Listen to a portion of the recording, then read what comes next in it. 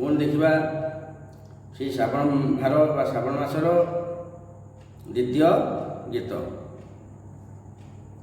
କାନ୍ଧେ ପାଣି ଭାର ନେଇ ମୁଖରେ ଶିବଙ୍କ ନାମକୁ ଗାଇ ସୁଜନେ ଗୋତେବେ ପାପରୁ ମୁକ୍ତ ହୋଇ ସୁଜନେ ଗୋ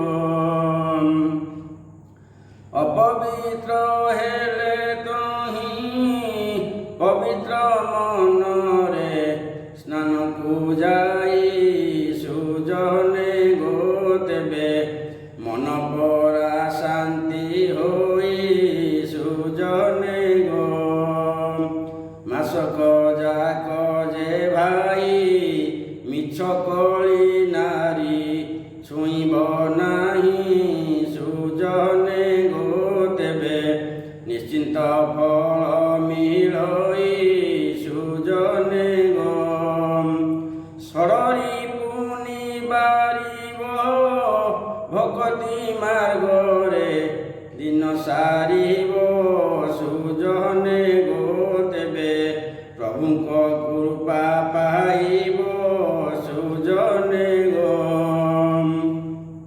କହିବାର ତାତ୍ପର୍ଯ୍ୟ କ'ଣ ନା କାନ୍ଧରେ ପାଣି ଭାର ନେବ, ଠିକ୍ ମୁଖରେ ଶିବଙ୍କ ନାମ ଗାଇବ, ଯାହା ଆପଣଙ୍କୁ ଆସିବ, ଯେଉଁ ଶିବଙ୍କ ନାମ ନମ ଶିବାୟ ହେଉ ଯାହା ଆସିବ ଭକ୍ତି ସହିତ ତାକୁ ଡାକିବେ, ଯିବେ, ତାର ନିଶ୍ଚୟ ସୁଫଳ ମିଳିବ। ଯଦି ଭାଣ୍ଡାମିରେ ଯିବେ କିଛି ଫଳ ମିଳିବନି।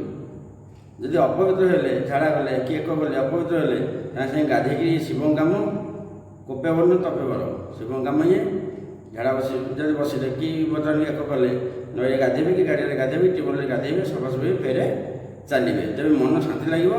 ଯାହା ମୋ ଅପବିତ୍ର ପବିତ୍ର ହେଇଗଲା, ମନ ଶାନ୍ତି ଲାଗିବ। ମନ ଯେଉଁଠି ଠିକ୍ ହେଲା କାର୍ଯ୍ୟ ଠିକ୍। ମାସ ଯାକ କେହି ମିଛ କହିବା କଥା ନୁହଁ, କଳି କରିବା କଥା କାହା ସହିତ ନୁହଁ, ସେମାନେ କଳି ଲଗାଇବା କଥା ନୁହଁ, ନାରୀ ସମ୍ପର୍କ ନୁହଁ, ସେଇଟା ଉଚିତ ନୁହଁ। ଯଦି ଆଗକୁ କରିକି ପାଣି ନେବେ ଫଳ ମିଳିବ ନାହିଁ। କିଏ କହିବ ମିଳୁଛି, ଆଉ ମିଳୁ ଆମର କ'ଣ ଅଛି, ଧାରା ହେଉଛି ଏହା।